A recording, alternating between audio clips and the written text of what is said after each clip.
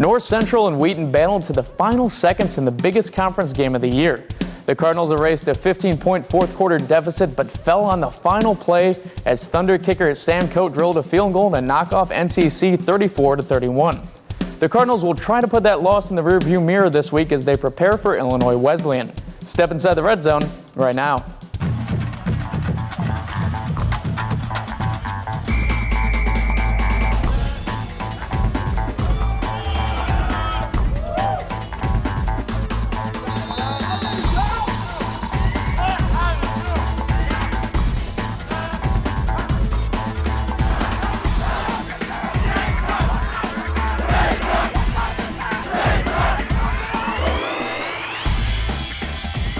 Welcome inside the red zone. I'm Zach Groth. Joining us to start the show, North Central football head coach John Thorne. Welcome back, Coach. Thanks for having us. Wheaton game, tough 34-31 loss. Really an incredible battle all the way to the final play. What was that experience like? Well, all the players know that I love those kind of games, and they do too. And so we're just really excited that we got to be involved in a game like that. Obviously, we would have loved the last part to be a little bit different, but it was a great game. It was very, very exciting.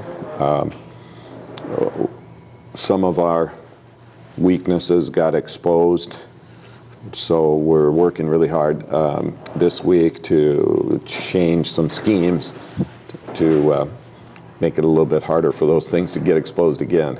But Wheaton played really well. They really deserved to win the game, and I'm very happy for them. But we've got 3 great games left to go, and we're looking forward to it. Let's take a closer look at the thrilling battle between North Central and Wheaton last weekend. Here are the highlights. Cardinals in possession of the Little Brass Bell heading into their trophy game at Wheaton. Defensive tackle Peter Mann returns from a knee injury to bolster the NCC defense. Linebacker Mikey Swider and quarterback Johnny Peltz trying to keep the Thunder undefeated. In the second, NCC up 9-3 now. Peltz airs this one out, and a great job by Luke Thorson coming back to the ball and making the grab. In the red zone, Peltz looks to Keegan Kemp, and somehow this pass squeezes through. Great composure on a tough catch. 2nd and 4 inside the 10, Brown takes the carry, makes one cut, and that's enough. Cards jump back on top 16-10. 2nd and goal play, Kemp runs the Wildcat and runs the ball across the goal line. Wheaton regains a 1-point advantage. Thunder attacking 3rd and goal midway through the 3rd. Peltz rolls right and finds Matt Mitchell to extend the lead. Later in the corner, Danny Pugnitis takes the give left and has room for another score. Thunder up 31-16 heading into the 4th. Another goal line chance for Brown. To his left, Brown avoids Wes Cannoneer and scores. Cards add a 2-point conversion to make it a 7-point game. 4th and 8 on the next Cardinals drive. Warden to Ulmer once more. That's enough for a first, but Ulmer has bigger plans. No one near him. 59-yard score ties it up. 4th and 1 at the NCC 32. Quarterback keeper, and Peltz keeps the drive alive. It comes down to a 29-yard field goal attempt. Sam Coate splits the uprights as time expires. The Cardinals are thunderstruck. Wheaton recaptures the Little Brass Bell.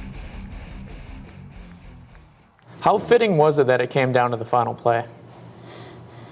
Well, I think that's exactly the way games like that should end. We've had tremendous battles with Wheaton College for years now, and this was just another one of those kind of games. What was it? What did you see out of your team coming back from a 15-point deficit? What did that tell you about your team this year? Well, I've always had confidence in our guys. I've always believed in them. We love our players, and they don't give up in. It's just not part of their nature. So I was obviously happy and pleased to see it. I was really happy for them because that's going to continue to give them confidence to move on in the rest of the season and the rest of their life, hopefully. So, but to say we were shocked or surprised, no, that's what we expected. We wanted to fight our way back, and maybe I should have kicked the onside kick right after that one, and just to see if we couldn't have stolen one more possession back to cancel out the interception. But we thought there might be enough time to get a stop. We had a stop not too long before that. I thought, oh, maybe we can get one more stop, get them to punt the ball. And it just, it came close a couple times, but it just didn't happen. So ended up that last play was going to be the winner or send us into overtime. And Brian Wilson got his hand on the ball. The ball started spinning weird and everything, but it wasn't enough of his hand to really totally, block it. There were a few big standouts for the Cardinals in this game. O'Shane Brown was hurled into the primary running back role after an early injury to Ryan Kent. In this week's What's the Word, Cardinals shared their post-game thoughts on Brown's 142-yard, 2-touchdown performance. We have 4 backs, and they all have different styles, and they're all amazing. So I read somewhere that O'Shane only had 7 carries, I think, this year up to this point. So it was just his time to, explode and burst away and really show the talent that he has. So I think he was just ready. He played with courage, and he just did what he was prepared to do. I thought about Ryan Kent and 26. I thought about what this game meant to him, and him being a senior and first couple plays of the game coming out with an injury. So in my back of the head, I thought about what would Ryan Kent do in the situation. I played for him the entire game, to tell you the truth. Offensive line, I know that they were trying to pick him up also, so I know they were going balls to the wall, and we were gashing them. They definitely did. Offensive line did a great job. All the holes were there. I literally just ran. That's what I do. I just run. I'm from Jamaica, but it was easy. Props to everyone else, and I don't think I really did anything too special, to tell you the truth. I was just playing. You've seen O'Shane's speed in practice before. What was it like to see him perform so well on that huge stage? Oh, it was fabulous. When we recruited him 3 years ago, we just saw so much potential, and we just couldn't wait. We got to see this. We got to see this. And things just kept happening where it wasn't making sense. His vision wasn't quite there. He had trouble handling the ball and some of those things. And oh boy, we saw it at North Park first. His high school coach came to watch him. I think that had a little something to do with it. And then a week ago, he showed some more signs. And so he had moved into where we were going to play him a lot in the Wheaton game. But we kind of still thought that Ryan Kent was going to carry the load, and boom, he gets hurt the very first play, and O'Shane just saved us. He just played amazing. I'm so happy for him, and looking forward to seeing what he'll do next. On the Thunder side, how talented is Keegan Kemp? Is there anything he can't do on offense? He's pretty fast, and he's a great returner. He's a good receiver, and he really ran their jet sweep very, very well. It wasn't getting blocked any different when he carried it as compared to some of their other guys who had carried it, but he still made some great plays out of it. So he's a junior. We got to worry about him again next year, I guess. This has got to be the biggest rivalry that you've had in your career, I think. What's it like knowing that this final matchup is over? Well, we had an identical rivalry with the Wheaton school where I was coaching against Wheaton North in high school. It was the same kind of battle as this. It was almost identical. And we eventually started winning a lot of those games. And so to have it end up with only 6 victories for us and 7 for Wheaton was certainly very, very disappointing. And so I'm going to leave it to Jeff to try and get that all straightened out before he's done.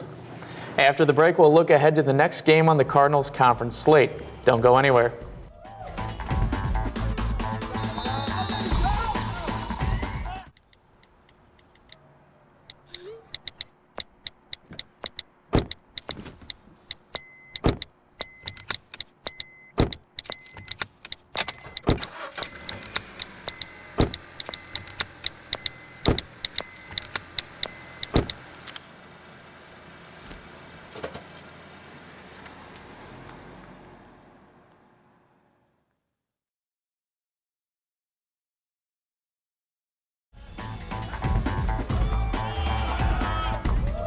We're back here in the Red Zone, continuing our conversation with North Central head coach John Thorne.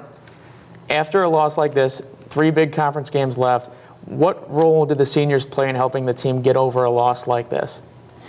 Well, they did a great job helping us when we lost to Stevens Point, and it was pretty close to the identical score. And I'm sure they'll do some really great things this week too. They want to finish out these final 3 playing the kind of football that they know they can play. And we left some undone business there at Wheaton. We had a few situations where we just weren't using the right technique. Our courage, our fight, our determination, all those things was perfect. But we got away from some technique things, and it made it a lot harder than it probably should have been. So we're going to try and get those fixed for these last 3 games. Defensive back Trey Hardeman has a dual leadership role this season. He's the senior captain, expected to set an example for his defensive teammates, but he's also an older brother to freshman wide receiver Corey Hardeman. In this week's Cardinal Corner, we see how Trey has guided Corey through his first year in the program.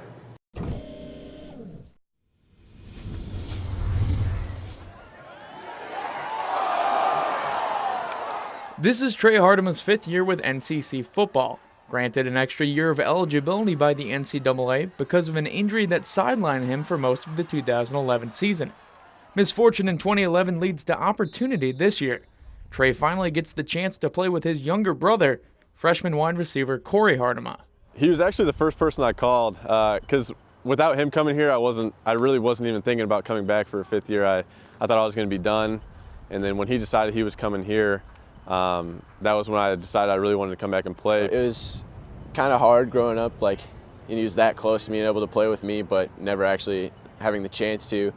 So when I got the call from him the couple weeks before camp started, it's just pure joy. Trey says he's enjoyed watching Corey grow up on and off the field, and Corey appreciates having his brother around for the transition into Cardinal football.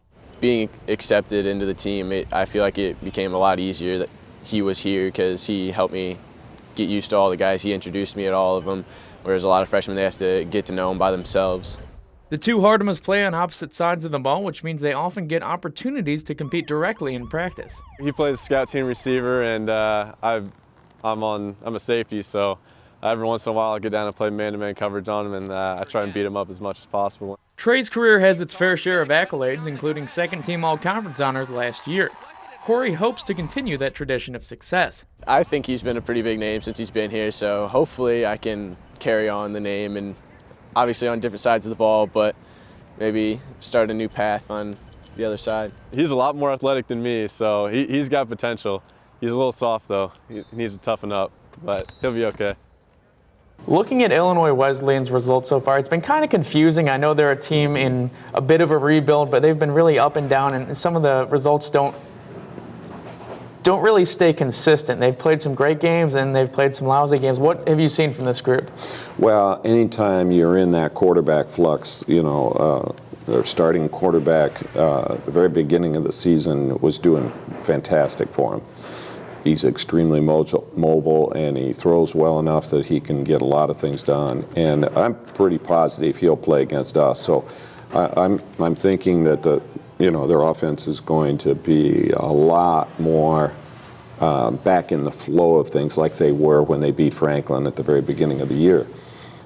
Defensively, they've also had some injuries there, especially at linebacker. And you hate losing people at linebacker, and I'm pretty certain Connor Klein will be back for him there too. So I think we're going to catch them where they're going to be the healthiest that they've been since game 1, and so we're expecting it to be a really good challenge, and that they're going to play really tough. They were a really highly touted group last year when you played them, able to win pretty convincingly. What worked so well last year, and does that carry over with such a different looking group? Well, we had players last year that had the right skill set to be able to execute the defense that we want to run. And so defensively, we were a lot stronger against the run, which now it's a little bit easier to defend the pass when you're good at stopping the run. This year, we don't have quite the same skill set, so we're having a little bit of trouble stopping the run. That also makes it easier to throw. So that was a huge part of it last year, is our defense was able to get stops and get the ball back to us a lot more often than what we've been able to this year. They lost 32 seniors, I think, from last year's team.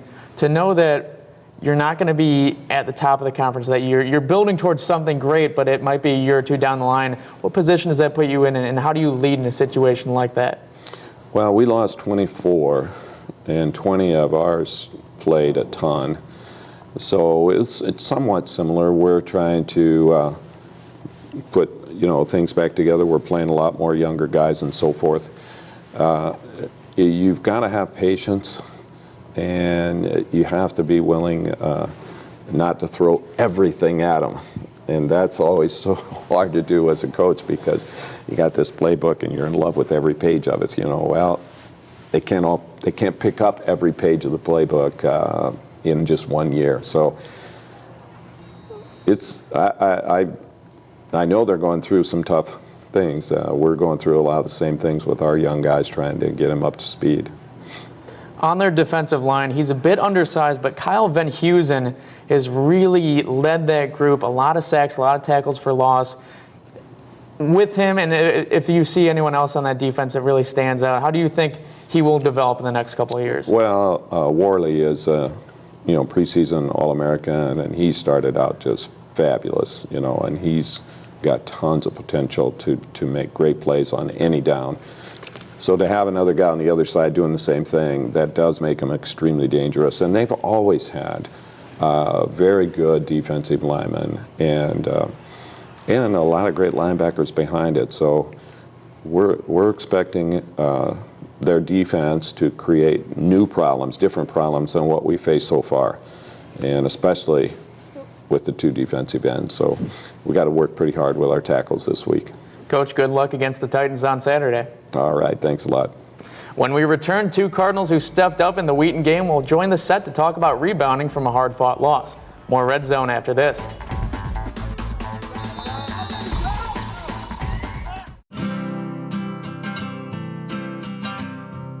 Every day across America, excess food is gathered by a network of good people at local food banks, giving hope to millions of children who struggle with hunger.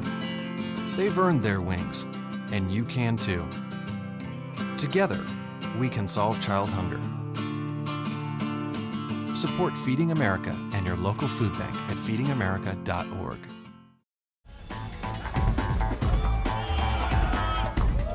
Welcome back inside the Red Zone. On the set now, senior defensive lineman Peter Mann and sophomore wide receiver Alex Ulmer. Thanks for joining us. Nice to be here. You've had a little bit of time to digest the Wheaton game. Peter, we'll start with you, and then Alex, you can add on after that. What were they doing that was so effective? I mean, in the game, there was only one punt for either team. They had the one punt, one interception on the North Central side. It was just such a clean game for such a long stretch. Why was Wheaton able to get the plays when it mattered most?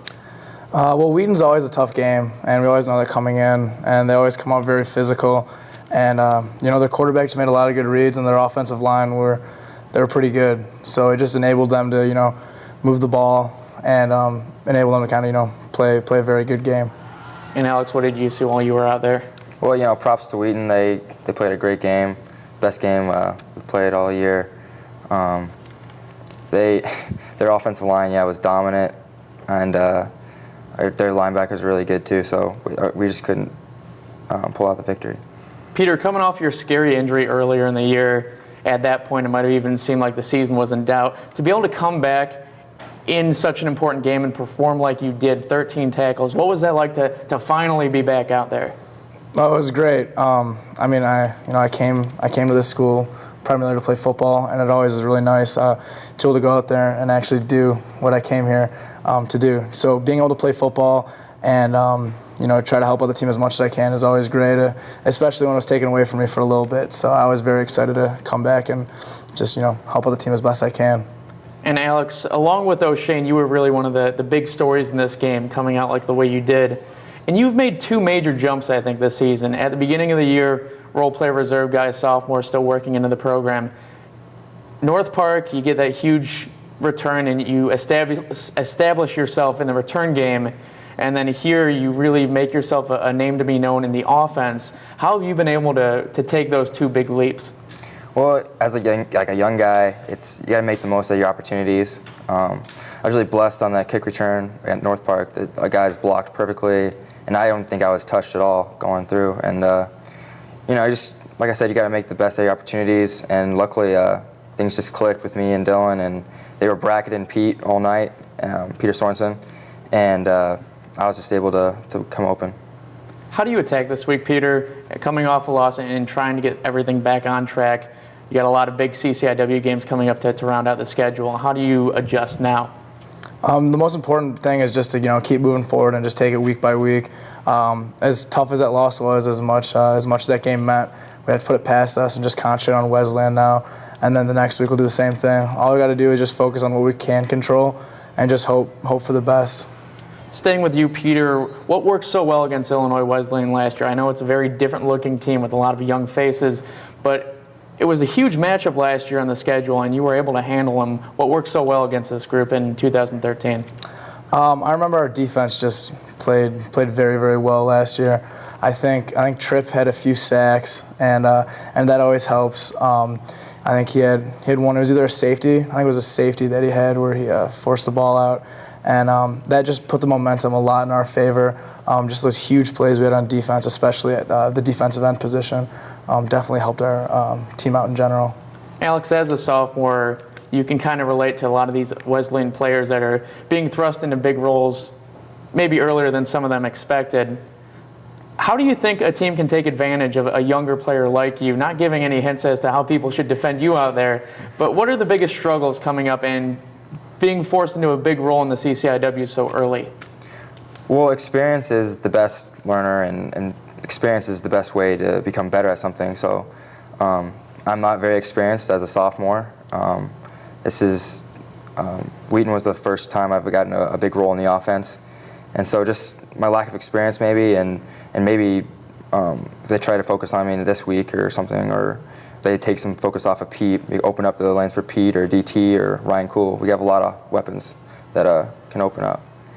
And Peter, possibly only 2 more games left at Benedetti-Wherli for you. What have you enjoyed most about playing in front of that crowd, and what do you want to accomplish in those last few performances you have in front of that Naperville stadium? Yeah, I mean, I love home games. I love being able to play in front of the entire student body. I've definitely enjoyed my experience here. So I want to give back to them and give back to Coach Thorne and just make them all as memorable as they can be, and kind of give back to the school that I really love. What's for both of you, and we'll start with Alex. What's the most important thing that the team needs to do that you guys didn't do against Wheaton that you think that the team can improve on going into these last few games?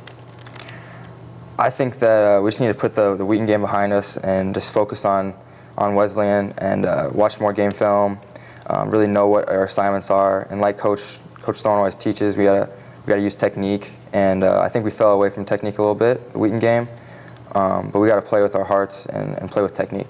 And Peter? I was actually going to say technique as well. I think that was a big thing that we just need to work on, and it's kind of been how it's been all year. And most of the struggles we have is just because we're not using proper technique or not doing exactly what we're supposed to be doing. So Alex hit the nail on the head right there. I want to thank you both for stopping by this week. Good luck on Saturday. Thank you very much.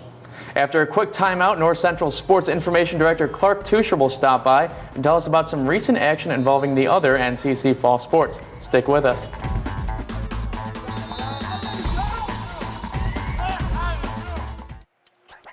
Today is Saturday. 60 minutes of physical activity a day and eating well can help get your child healthy. Get ideas, get involved, get going at letsmove.gov. That's letsmove.gov.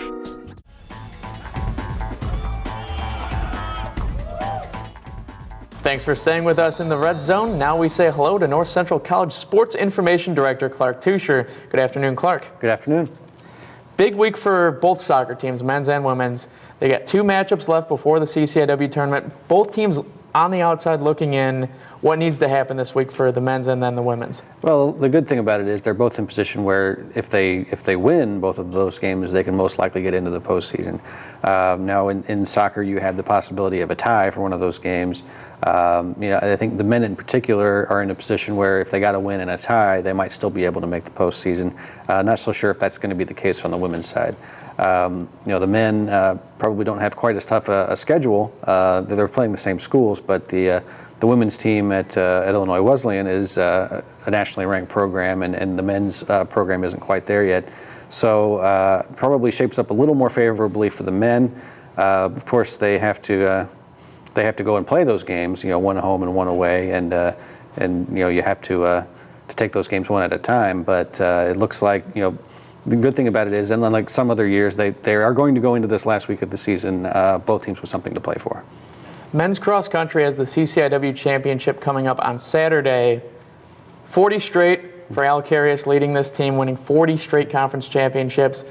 Is there any reason why they won't win 41 on Saturday? Well, to talk to Al, he seems to be the least assured of anybody when it comes to things like that. He's just really focused on making sure the team goes through the process and does what they need to do, and really taking this.